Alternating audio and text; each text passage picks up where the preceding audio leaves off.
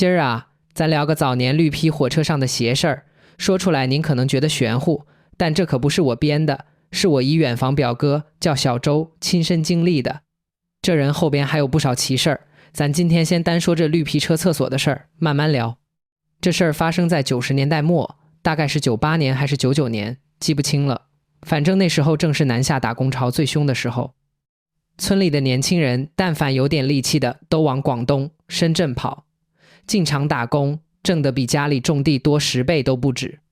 小周那时候刚20出头，初中毕业，在家晃了2年，也跟着村里人一块南下了，在东莞一个电子厂干活，一干就是1年。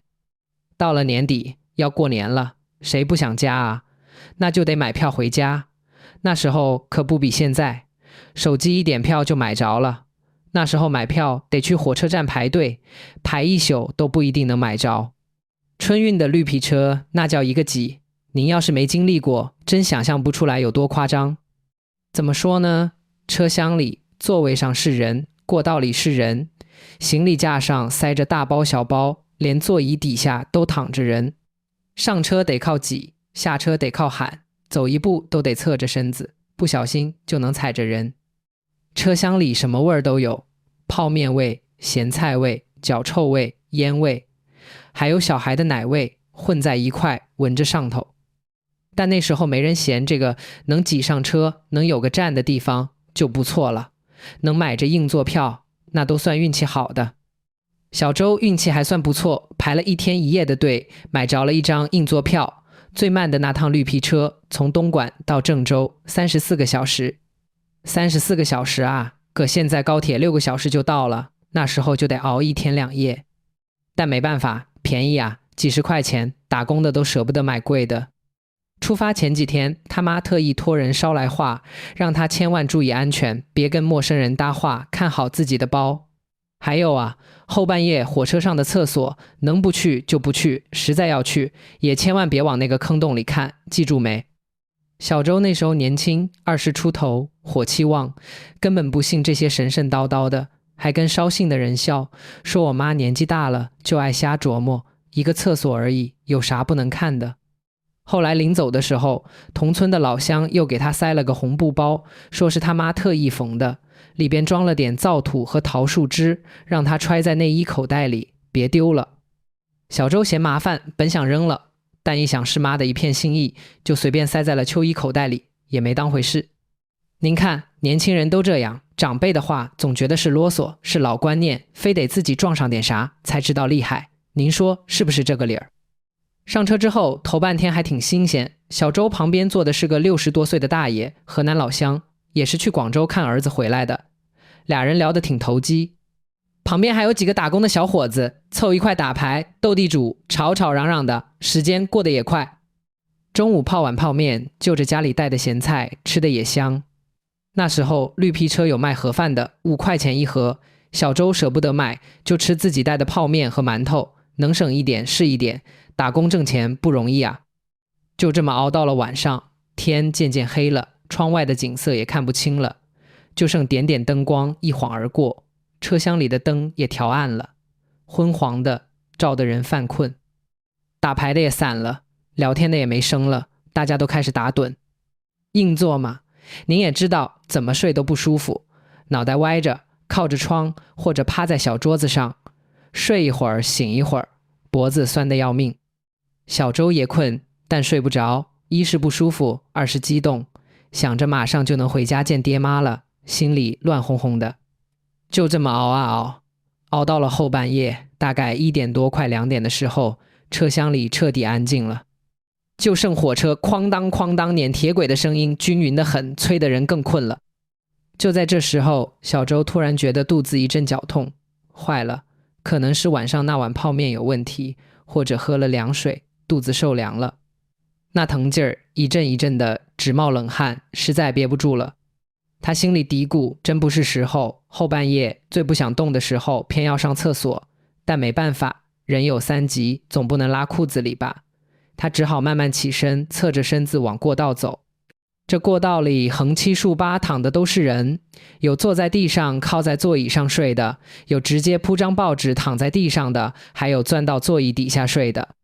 小周走一步就得停一下，小心别踩着人家的手或者脚，嘴里还得小声说劳驾，让一下，借过借过。就这么2节车厢的路，他走了快10分钟，好不容易才挤到了车厢连接处的厕所。这时候他还挺庆幸厕所门口没人排队，换作白天上厕所都得排10几分钟的队，后半夜大家都睡了，倒是清静。他抬手敲了敲门，咚咚咚，小声问了句里边有人吗？没动静，也没人应声，他就拧了拧门把手，门没锁，一推就开了。进去之后，他反手关上门，插上了门栓。这老绿皮车的厕所啊，真叫一个小，也就1平米多点，转身都费劲。里边的味道就更别提了，消毒水混着排泄物的臭味，还有点霉味，熏得人一皱眉。地上湿乎乎的，踩上去黏糊糊的。正对着门的就是一个铸铁的蹲坑，中间一个大窟窿，黑黢黢的，直通下边的铁轨。火车一开，风就从那个窟窿里呼呼往上灌，凉飕飕的，吹得人腿肚子发凉。那时候的厕所都是直排式的，什么意思？就是排泄物直接冲到铁轨上，不像现在都是集便器，所以车速快的时候，风大还能把下边的尘土、煤灰都吹上来。小周那时候肚子疼得厉害，也顾不上味道好不好闻，赶紧走到坑边，蹲下身子。人蹲下之后，视线自然而然就会往下落，对吧？他也没多想，下意识就往那个黑窟窿里瞟了一眼。就这一眼，出事了。您猜怎么着？那原本黑漆漆的坑洞里，他好像看见一个白花花的影子，唰一下就闪过去了，速度特别快，像是个人影，又像是块白布。小周当时心里咯噔一下，蹲在那儿就不动了。怎么回事？眼花了。他眨了眨眼睛，又揉了揉，再低头往坑里看。这次啥也没有，就黑洞洞的，深不见底，只能听见车轮碾过铁轨的哐当声，风往上吹，带着点铁轨上的铁锈味。他松了口气，自己给自己笑了一下，心说真是熬糊涂了，30多个小时没好好睡觉，眼睛都花了，看啥都像人影。再说了，火车开这么快，下边就是铁轨，荒郊野外的，哪来的人影？肯定是光影晃的，自己吓自己。可他这口气还没松到底，就听见点不对劲的声音。什么声音？细细的，阴阴的，一抽一搭的，像是个女人在哭。那声音特别小，混在风声和车轮声里，不仔细听根本听不出来。可小周那时候刚受了惊吓，耳朵特别灵，一下就听见了。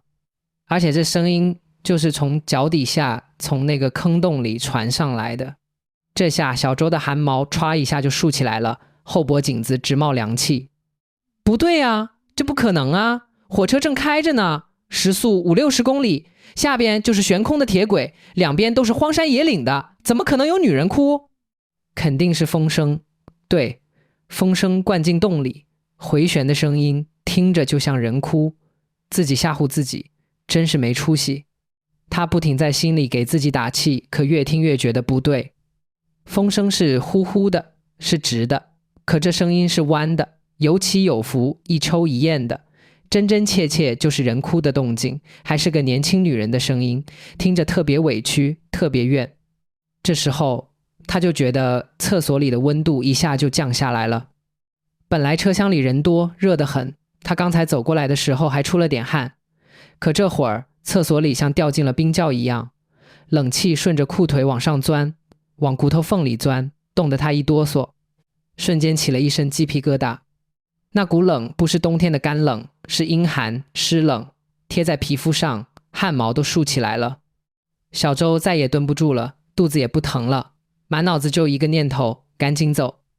他赶紧起身，手忙脚乱地提裤子，可能是太慌了，裤腰带怎么都系不上，手抖得厉害，越挤越系不上。就在这时候，就听见啪嗒一声，很轻，但在这安静的厕所里却格外清晰，像是有什么湿乎乎的东西搭在了铸铁的坑沿上。小周的动作一下就停住了，浑身的血好像都凉了，他不敢低头，不敢往下看，可眼睛却不受控制，一点点往下瞟。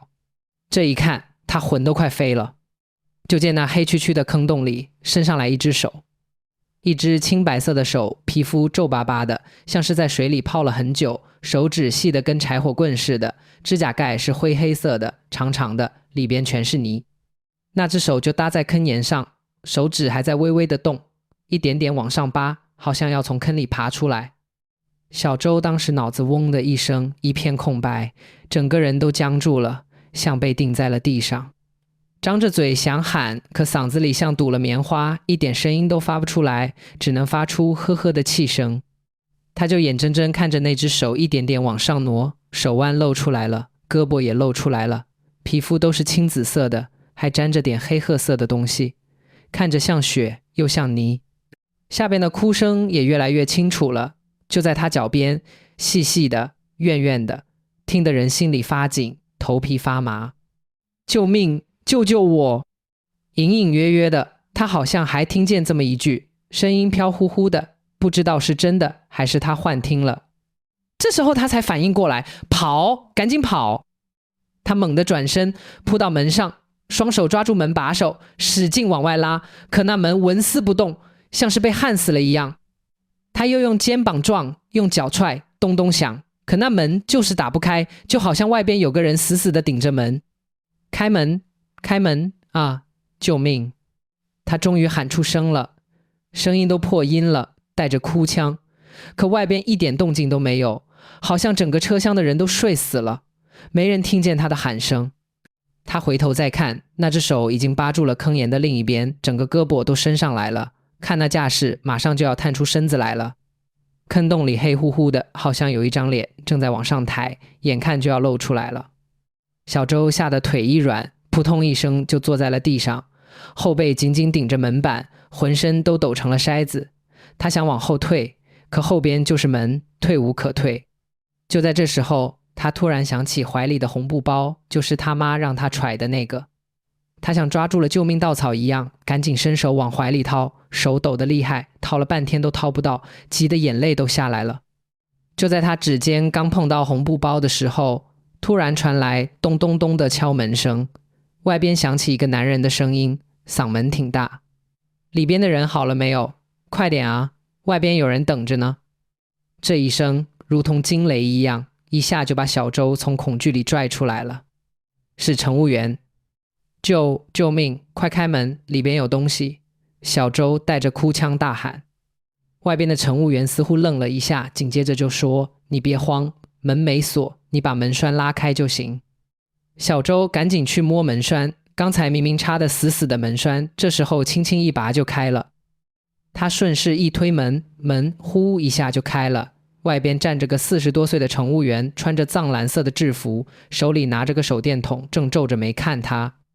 小周一看见活人，再也撑不住了，连滚带爬就往外扑，一下就瘫在了过道上，大口大口的喘气，浑身都被冷汗湿透了，脸色白得像纸，嘴唇都是紫的，半天说不出一句完整的话。那乘务员也没往里走，甚至没往厕所里看一眼，伸手就把门给带上了，动作特别自然，好像早就知道里边有啥似的。他低头看了看地上的小周，也没太惊讶，就问了句：“小伙子，没事吧？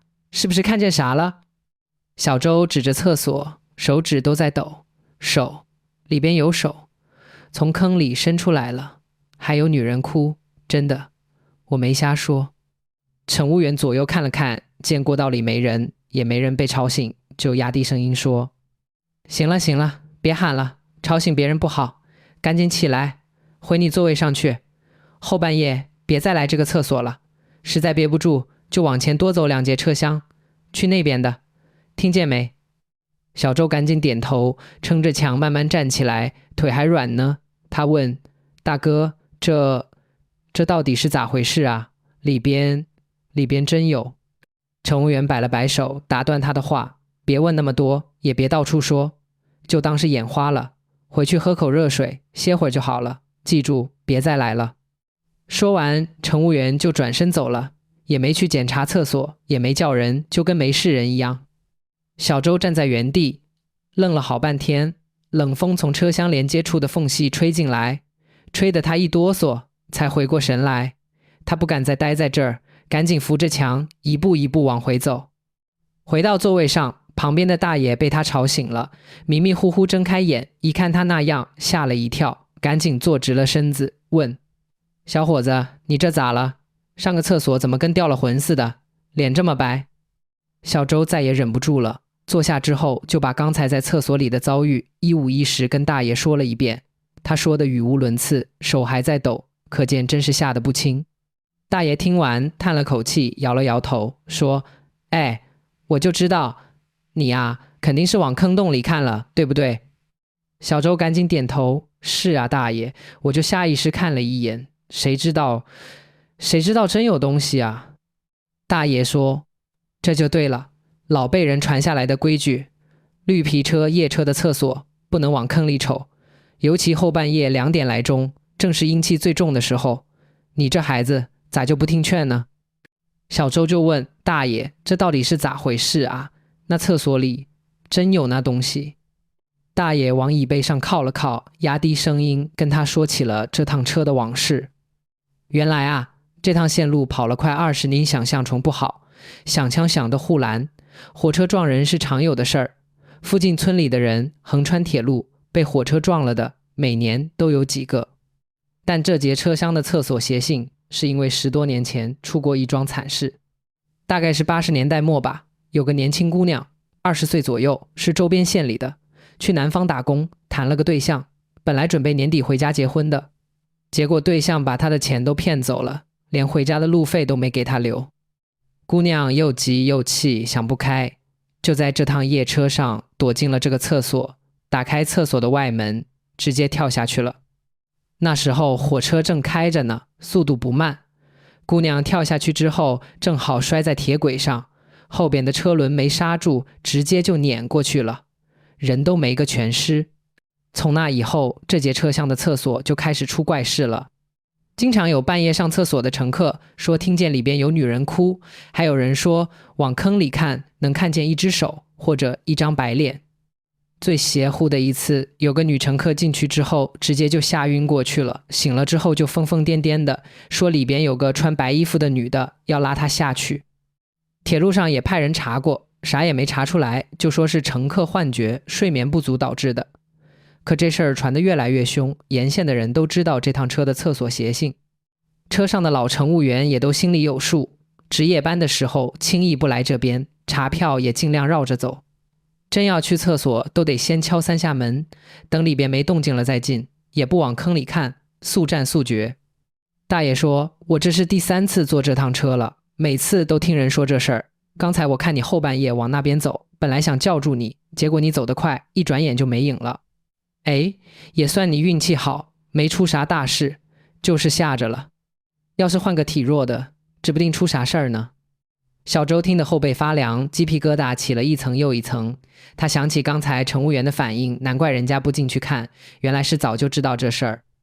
他又问大爷：那为啥不把这个厕所封了啊？留着多吓人啊！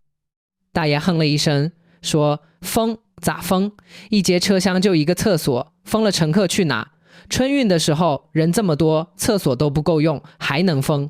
再说了，这事儿怎么说？跟乘客说厕所闹鬼，那谁还敢坐这趟车？铁路上的脸面还要不要了？所以啊，就这么捂着，大家心里都有数。老乘客都知道避开，也就外地来的年轻人不知道规矩，容易撞上。小周点点头，心里五味杂陈。他又摸了摸怀里的红布包，硬硬的还在，心说亏了妈，非要让他带着这个，不然今天能不能出来都两说。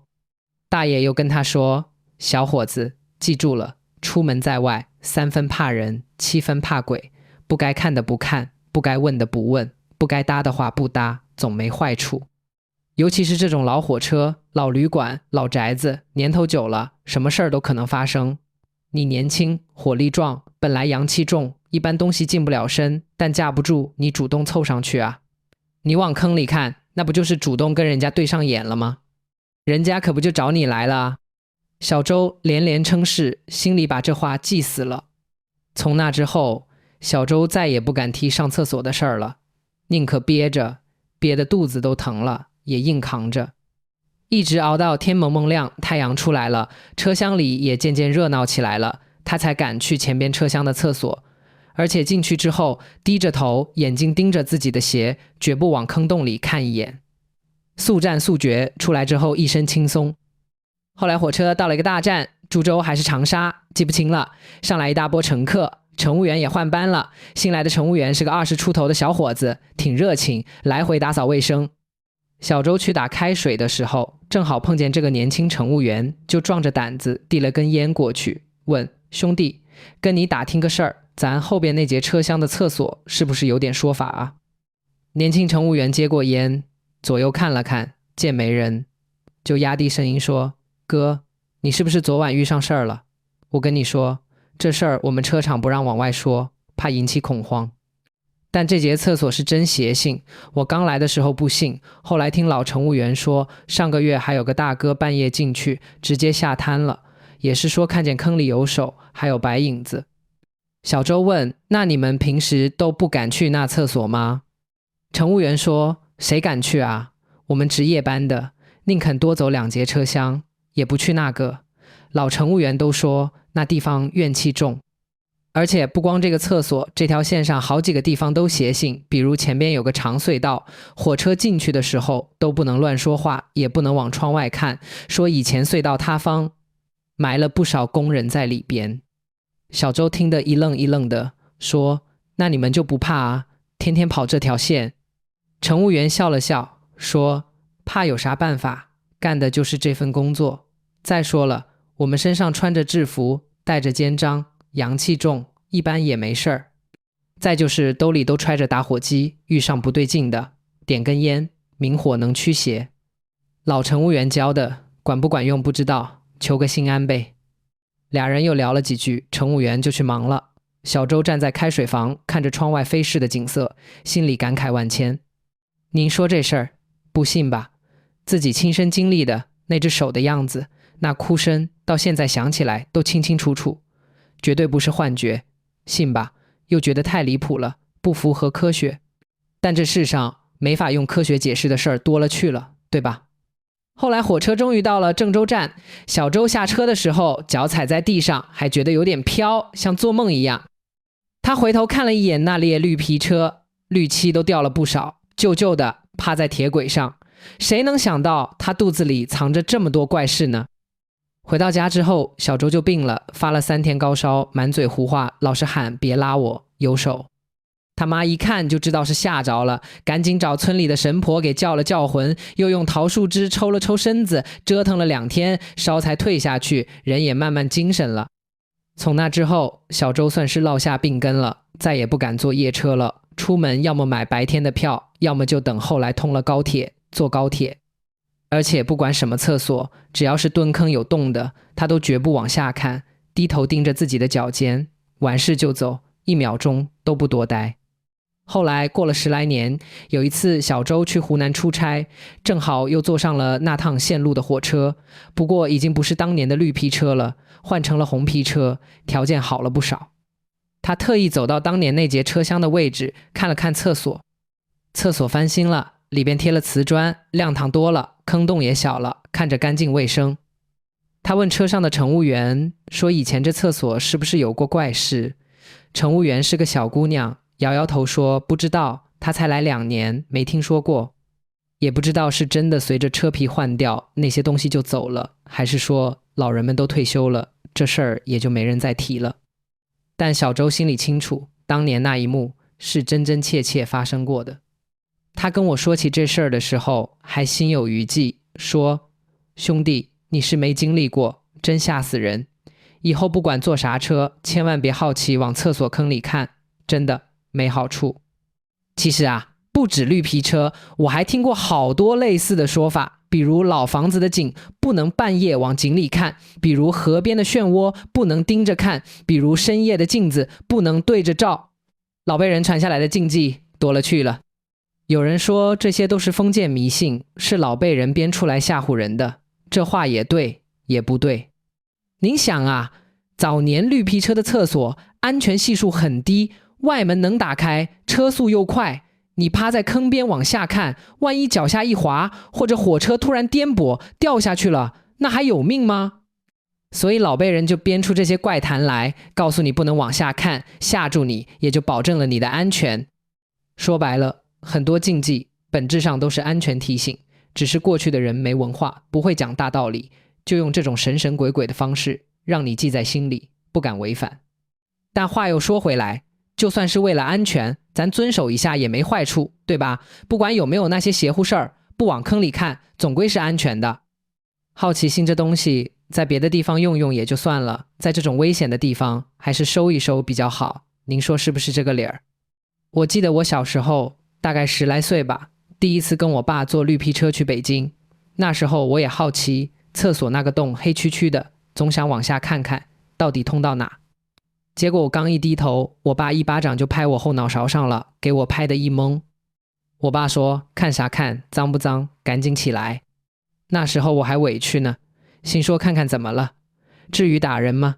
现在长大了，经历的事儿多了，也听了不少这种奇闻，才明白我爸的用意。他哪是嫌脏啊，他是怕我看见不该看的，也是怕我不小心摔下去。天下父母心都一样，那些看似啰嗦的叮嘱，那些看似迷信的规矩，背后其实都是关心。扯远了，咱再拉回来。今儿跟您聊这绿皮车厕所的禁忌，不是为了宣传封建迷信，就是当个奇闻异事跟您唠唠，您就当听个故事图一乐。但要是哪天您真坐上了老绿皮车，尤其是夜车，不妨记着点，别往坑里看，没坏处。对了，说到绿皮车的怪事儿，可不止厕所这一桩，还有什么半夜敲窗户的，什么车厢里多出来的人，什么隧道里看见的东西，多了去了。以后有机会再慢慢聊。您要是也有过类似的经历，不管是火车上的，还是住店的，或者走夜路遇上的，都可以在评论区留言，跟大家伙唠唠。咱听别人的故事，长自己的见识。行了，今儿就聊到这儿，咱下期再见。